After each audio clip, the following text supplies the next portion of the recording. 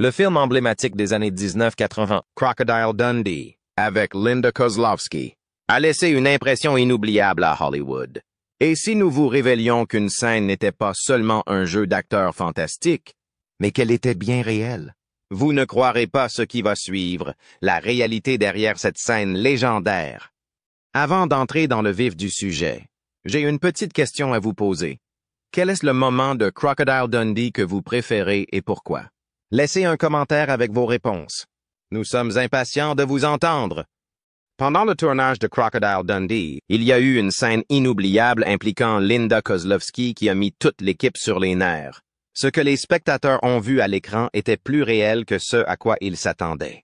Si l'humour décalé et l'esprit d'aventure du film ont captivé le public du monde entier, en coulisses, les choses ont pris une tournure beaucoup plus intense à ce moment-là.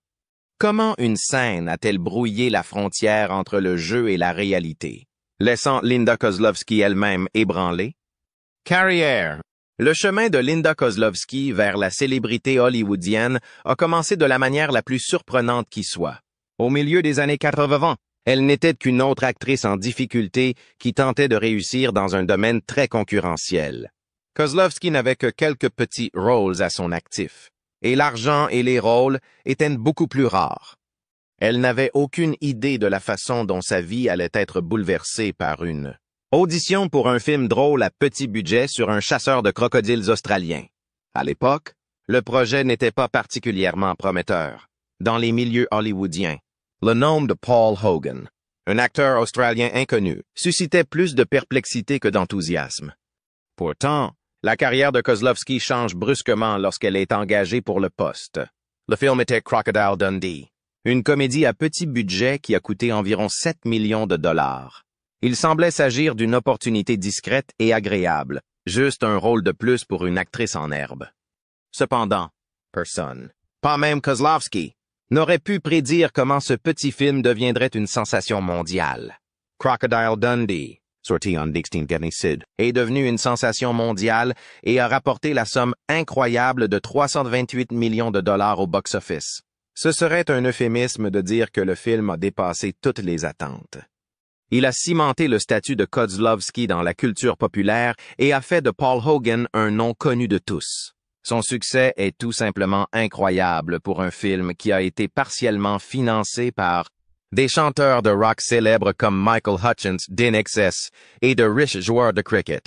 Au milieu de tout cela se trouvait Linda Kozlovsky, qui incarnait Sue Charlton, une journaliste new-yorkaise qui rencontre le célèbre Mick Crocodile Dundee dans l'arrière-pays australien et finit par obtenir plus que ce à quoi elle s'attendait. Kozlovsky a fait un travail charmant dans le rôle de Sue. En plus d'être une demoiselle en détresse, elle était un personnage compétent et sympathique en soi grâce à la comédie, à l'intelligence et au charme qu'elle apportait au rôle. Bien que la performance de Kozlovsky ait contribué à l'impact durable du film, la production elle-même n'était pas aussi brillante que vous l'auriez imaginé.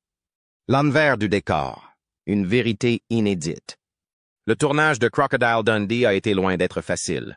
En réalité, il s'agissait plutôt de survivre dans la nature.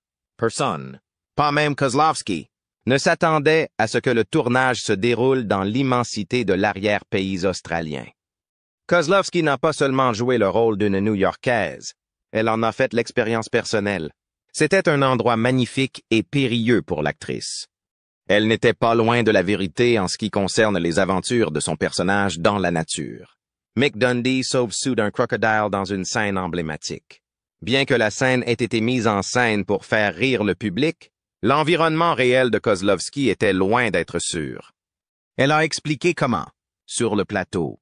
Sa cabane était perchée de manière précaire au bord d'un billabong, un marécage où pullulent les crocodiles. Parce qu'ils sont désormais protégés, les crocodiles sont devenus gros et hautains. L'intrépide crocodile remonte de temps en temps à la surface de l'eau. Marcher jusqu'au réfectoire après la tombée de la nuit est devenu une épreuve angoissante pour les acteurs et l'équipe, car ils étaient constamment à l'affût d'éventuels crocodiles. Il n'y avait pas que les crocodiles. Il est bien connu que l'Outback abrite une faune dangereuse, notamment des serpents, des araignées et divers insectes. En raison des serpents, des mouches et de l'imprévisibilité générale de l'arrière-pays, Madame Kozlowski a admis que le tournage aurait facilement pu être insupportable. Véritable guerrière, elle est sortie indemne de cette épreuve. Kozlowski ne s'est jamais plainte et n'a jamais laissé les mauvaises conditions l'affecter. Selon Paul Hogan, qui jouait Mick Dundee et qui est devenu plus tard le compagnon hors écran de Kozlowski. Nous pensions qu'elle serait complètement terrifiée par les insectes, les serpents et la menace des crocodiles, a déclaré Hogan. Là où nous avons tourné, il y avait des crocodiles. En fait, 3 ou 4 personnes sont mortes dans la région depuis Noël à cause des crocodiles. C'est le dit. Elle ne s'est jamais plainte. Elle a fait du bon travail, bien entendu. L'équipe de production n'était pas irresponsable. Des mesures ont été prises pour assurer la sécurité. Ainsi, le danger que représentent ces créatures est omniprésente. Même si la scène où Sue échappe de justesse aux mâchoires d'un crocodile relève de la magie cinématographique. Malgré tout, Kozlowski est resté calme et posé, gérant chaque mission avec le même équilibre et le même professionnalisme qu'auparavant. La vérité choquante derrière ce moment. L'expérience du tournage de Crocodile Dundee dans un environnement aussi sauvage reflète le parcours de son personnage. Tout comme Sue, qui a dû s'adapter à la vie sauvage, Kozlowski a dû s'adapter aux exigences uniques du tournage dans la nature australienne. Malgré ces conditions éprouvantes, la performance de Kozlowski dans Crocodile Dundee a été un énorme succès. Et son alchimie avec Paul Hogan était indéniable. Cette connexion n'a pas seulement illuminé l'écran, mais a également suscité des rumeurs de romance hors écran. Le film étant devenu un succès au box-office, Kozlowski s'est retrouvé catapulté dans la célébrité aux côtés de Hogan. Le succès du film leur a ouvert des portes à tous les deux. Mais il a également mis Kozlowski sur une voie qu'elle n'avait pas entièrement anticipée. Pourtant, malgré l'ascension fulgurante que lui a apporté Crocodile Dundee, la carrière de Kozlowski n'a pas suivi la trajectoire hollywoodienne typique. Au lieu de surfer sur la vague de la célébrité et d'enchaîner les superproductions, elle a pris du recul. Sa dernière apparition à l'écran remonte à 2001, lorsqu'elle a repris son rôle de Sue Charlton pour Crocodile Dundee à Los Angeles. Après cela, elle a pratiquement disparu de la scène hollywoodienne. Qu'est-il arrivé à Linda Kozlowski? Comment une actrice qui a joué dans l'un des films les plus populaires des années 1980 a-t-elle pu disparaître de l'industrie? La réponse se trouve non seulement dans sa carrière, mais aussi dans sa vie personnelle, qui s'est trouvée mêlée à celle de Paul Hogan, son partenaire dans Crocodile Dundee. Ce qui a commencé comme une romance à l'écran s'est transformé en quelque chose de beaucoup plus profond, menant à l'une des relations les plus médiatisées de l'époque. Hogan, qui était marié depuis près de 30 ans et avait 5 enfants, s'est retrouvé sous les feux de la rampe pour des raisons autres que sa carrière d'acteur. Le public est fasciné par l'histoire d'amour entre lui et Kozlowski, d'autant plus que Hogan est de près de 20 ans son aîné. Malgré les ragots et la frénésie médiatique qui les entourent, la relation entre Hogan et Kozlowski continue de s'épanouir. En 1990, Hogan, alors âgé de 51 ans, et Kozlowski, 33 ans, officialisent leur union. Ils se marient lors d'une somptueuse cérémonie à Sydney, la ville natale de Hogan, en Australie. Cette idylle a captivé le public et leur mariage a été un événement très médiatisé qui a attiré l'attention des médias. En fait, les journalistes ont été interdits d'assister à la cérémonie en raison de l'intense intérêt des médias pour le couple. Selon M. Hogan, le mariage a été une affaire plus privée, à laquelle ont assisté une centaine d'amis proches et de membres de la famille. Mais cela n'a pas empêché le monde entier de s'intéresser à l'union de 2 des plus grandes stars hollywoodiennes de l'époque. Comme si leur mariage n'était pas déjà assez glamour. Hogan aurait offert à Kozlowski un manoir de 2 millions de dollars en guise de cadeau de mariage, une superbe maison qu'il avait fait construire sur mesure juste pour elle. C'était le début parfait de leur vie commune et, pendant un certain temps, le couple a semblé vivre un véritable conte de fées. À bien des égards, Hogan et Kozlowski étaient les Brangelina de leur époque. Où qu'ils aillent, les caméras les suivaient. En Australie, pays d'origine de Hogan, les médias ne se lassent pas de leur relation. Leurs moindres faits et gestes étaient relatés par les tabloïds, qu'il s'agisse de vols transatlantiques à la vapeur ou de leur vie quotidienne. Mais il n'a pas toujours été facile d'être dans le collimateur du public, surtout pour Kozlowski. Dans une interview accordée au magazine 2001, elle explique combien il a été difficile d'attirer l'attention. D'autant plus que Hogan était déjà marié lorsqu'ils ont commencé à se fréquenter. Lorsque je suis tombée amoureuse de Paul pour la première fois, il y a eu un tollé parce qu'il était marié et avait 5 enfants. C'était difficile parce que la chose la plus classe et la plus élégante à faire est de ne rien dire, se souvient Kozlowski. Elle a choisi de garder le silence, laissant les médias créer leur propre version de l'histoire. Mais il est clair que l'examen minutieux de la situation l'a affaibli. Sur le plan professionnel, la relation du couple était tout aussi importante. Après l'énorme succès de Crocodile Dundee, une suite était inévitable. En 1988, Crocodile Dundee 2 est sorti en salle, avec Hogan et Kozlowski reprenant leur rôle de Mick et Sue. Bien que la suite n'ait pas atteint les mêmes sommets au box-office que l'original, elle a tout de même été un succès, rapportant 239 millions de dollars dans le monde entier. Le film a fait encore plus de publicité pour leur relation. La romance du couple en dehors de l'écran alimentant l'intérêt du public pour le film. Mais comme c'est souvent le cas à Hollywood, la nouveauté a commencé à s'estomper. Les critiques n'ont pas été aussi impressionnés par Crocodile Dundee 2 que par l'original. Si le premier film avait l'avantage de la nouveauté, la suite n'a pas eu le même impact. Janet Maslin, et du New York Times, a même fait remarquer que la suite avait un goût de périmé, le charme du film original commençant à s'estomper. Les deux réalisateurs ont suivi Crocodile Dundee 2 avec un autre film, Almost an Angel, en 1990, cette fois-ci. Il n'y avait pas de crocodile, mais Hogan a de nouveau joué le rôle principal, incarnant un voleur qui croit être devenu un ange après une expérience de mort imminente. Kozlowski joue à ses côtés, mais le film est un désastre au box-office. Il ne rapporte que 6,9 millions de dollars dans le monde entier, loin du succès énorme de Crocodile Dundee. En 21, le duo tentait une nouvelle fois sa chance avec Crocodile Dundee à Los Angeles. Mais ce troisième volet de la franchise n'est pas non plus une réussite. Avec seulement 39,4 millions de dollars de recettes mondiales, le film est une déception et il devient évident que la franchise Crocodile Dundee s'est essoufflée. C'est aussi la dernière fois que Kozlowski apparaît à l'écran. Après cela, elle a décidé de s'éloigner complètement du métier d'actrice. La sortie de Kozlowski d'Hollywood n'a pas été soudaine, mais elle a été définitive. Dans les années qui ont suivi son départ de l'industrie, elle s'est ouverte sur les raisons de sa décision. Dans une interview accordée au Los Angeles Times, elle explique que Crocodile Dundee a été à la fois une bénédiction et une malédiction. Impact sur sa carrière. Bien que le film l'ait rendu célèbre, il lui a aussi valu d'être catalogué. Elle s'est aperçue qu'on lui confiait les mêmes types de rôles, tous dans lesquels elle jouait la petite amie d'un acteur comique. Après Crocodile Dundee, j'ai décliné un certain nombre d'opportunités, dont la majorité consistait à jouer la petite amie d'un acteur comique, comme l'explique Kozlowski. Pour éviter d'accepter des projets qui ne l'enthousiasmaient pas, Linda Kozlowski a décidé de se concentrer sur sa vie personnelle, notamment sur l'éducation de son fils Chance, qu'elle a eu avec Paul Hogan. Hollywood ne lui offre pas les rôles qu'elle souhaite.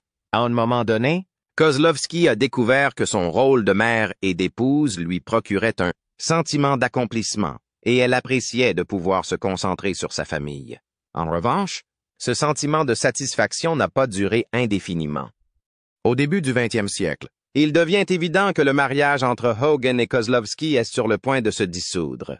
Le couple annonce sa séparation en 2013, après 23 ans de vie commune. À l'âge de 55 ans, Kozlowski a demandé le divorce à Hogan, alors âgé de 74 ans. Leur rupture est apparue comme exceptionnellement amicale, contrairement à la majorité des ruptures à Hollywood, qui sont marquées par des drames publics et des querelles vicieuses. Au cours des interviews qui ont suivi la nouvelle, Kozlowski et Hogan ont tous deux déclaré que la séparation s'était faite à l'amiable et qu'il n'y avait plus de ressentiment entre eux. Lors d'une interview avec New Idea, une publication australienne, Kozlowski a souligné que la rupture de sa relation était une phase normale et attendue de la vie.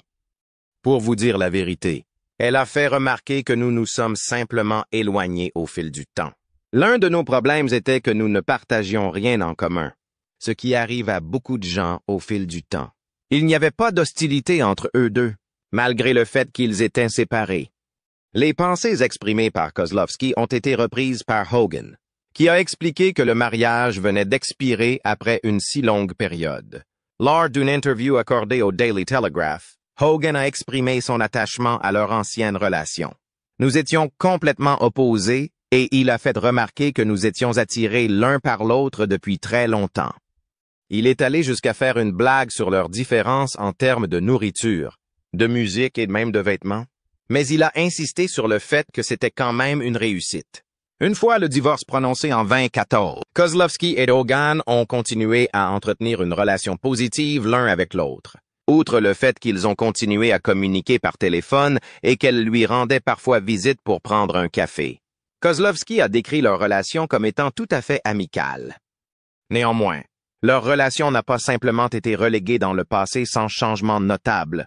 Une mini-série télévisée australienne intitulée Hoagies a été diffusée au cours de l'année 2017. Il s'agit d'une dramatisation de la vie de Paul Hogan, de son ascension vers la popularité et de son lien avec Kozlowski. Le film retrace le parcours de Paul Hogan, qui est passé du statut de gréeur sur le pont du port de Sydney, où il était issu de la classe ouvrière, à celui de star de cinéma célèbre dans le monde entier. L'acteur Josh Lawson jouait le rôle de Hogan et l'actrice Laura Gordon celui de Kozlowski. Les avis divergent sur la mini-série, certains la louant pour son charme nostalgique, d'autres la critiquant pour son manque d'authenticité. L'attention de Kozlowski reste fermement concentrée sur sa vie personnelle, tandis que Hogan continue de jouer dans des films, même si sa popularité diminue. Parmi ces films, Satan's Charlie and Boots at Strange Bedfellows. Elle était satisfaite de son choix de se retirer de la scène et, dans les années qui ont suivi son divorce d'avec Hogan, elle a découvert que les voyages d'aventure lui apportaient un nouveau sentiment de bonheur. Lors d'un séjour au Maroc, elle a l'occasion de rencontrer Moulay Hafid Baba, un guide touristique originaire du pays. Un lien instantané s'établit entre eux. Kozlowski a parlé à Luxbet de leur première rencontre, qu'elle a qualifiée de magique lors d'une interview. Elle a déclaré « Il nous est apparu immédiatement que nous nous connaissions depuis 1 millier d'années. » Des rapports ont fait surface en 2017 indiquant que Kozlowski et Baba s'étaient mariés après que leur histoire d'amour ait progressé. Selon les rapports du Globe australien, que l'on peut trouver sur News.com, Hogan a été choqué d'apprendre la nouvelle relation de Kozlowski. Une source proche de la situation affirme que Hogan veut que Linda soit heureuse, mais qu'il aimerait secrètement qu'elle soit avec lui. Mais Hogan s'est empressé de rejeter les allégations de deuil inachevé. Il a été ravi d'entendre l'annonce de Linda et lui a souhaité bonne chance dans son nouveau partenariat. Selon Douglas Urbanski, le manager de Hogan, qui a parlé au Daily Mail, la décision audacieuse de quitter sa vie aux États-Unis a été prise par Kozlowski lorsqu'elle a épousé Baba. En 2018, elle a décidé de s'installer définitivement au Maroc après avoir vendu sa maison de Los Angeles. Kozlowski a continué à penser à son ex-mari, bien que ce déménagement ait marqué un tournant dans sa vie. Si l'on en croit New Idea, Kozlowski n'a jamais cessé de s'inquiéter de la santé de Hogan, notamment en ce qui concerne son tabagisme. Des proches de Kozlowski affirment qu'elle était toujours inquiète de la longévité de Hogan et qu'elle le suppliait de se faire examiner. Une personne affirme que Paul a eu une vie fantastique et qu'elle ne peut imaginer sa vie sans lui. Le fossé entre Kozlowski et Hogan, qui a fêté son 4e anniversaire en 2019, était perceptible. Après avoir déménagé au Maroc, Kozlowski se serait senti encore plus seul. Même s'il faisait bonne figure devant le public, il se sentait seul à l'idée que son ex-femme commençait une nouvelle vie ailleurs. Avec son nouveau compagnon, Moulay Hafid Baba, Madame Kozlowski a co-fondé Dream My Destiny, une société de tourisme basée à Marrakech qui propose des vacances personnalisées et luxueuses. Alors qu'elle entame ce nouveau chapitre de sa vie, Madame Kozlowski a fait part de son enthousiasme dans une interview accordée à Honest Mom. Mes objectifs actuels sont de maintenir un haut niveau de productivité avec ma société d'excursion, qui fonctionne bien, et de tirer le meilleur parti des opportunités et des relations incroyables qui se présentent dans le cadre de cette entreprise. Elle a ajouté qu'elle rêvait de posséder un jour une oliveraie et un sanctuaire d'ânes à l'extérieur de Marrakech. ainsi que de lancer une ligne de vêtements avec des éléments marocains. Il est clair que Mme Kozlowski a adopté ce nouveau mode de vie. Sa société d'excursion convient parfaitement à Baba et à Kozlowski, car elle s'appuie sur la connaissance approfondie du Maroc qu'a Baba, ainsi que sur le style de Kozlowski et son sens aigu des attentes des touristes.